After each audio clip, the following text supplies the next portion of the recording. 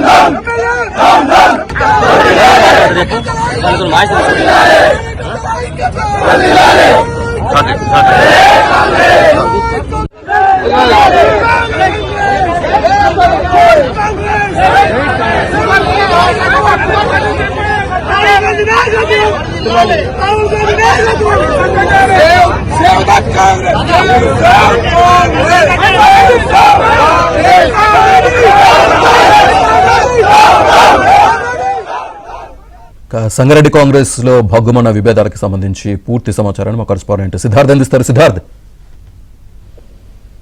కాంగ్రెస్ పార్టీలోకి బీఆర్ఎస్ నుంచి వచ్చినటువంటి ఎమ్మెల్యేలు 10 మంది ఉన్నారు.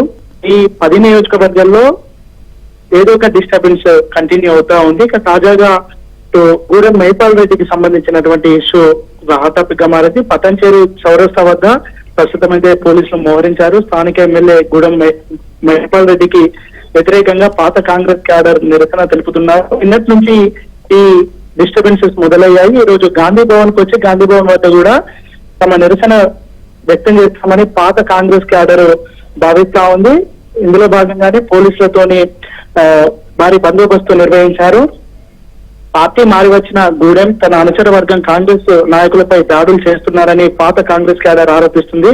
పటాన్చెరు నియోజకవర్గంలోని బొల్లారంలో పాత కాంగ్రెస్ నాయకులను బూతులు తిట్టారు గూడెం మహిపాల్ రెడ్డి. దానికి వెంటనే క్షమాపణ చెప్పాలనే డిమాండ్ కూడా చేస్తున్నారు.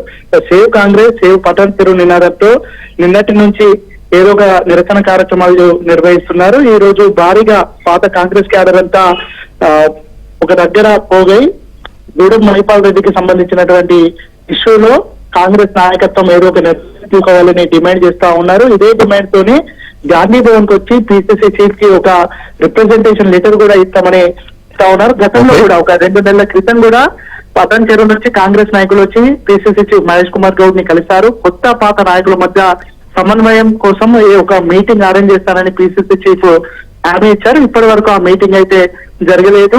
దాని పర్యవసనంగానే ఇట్లాంటి డిస్టర్బెన్స్ అయితే కొనసాగుతున్నాయి. Right, thank you Siddharth.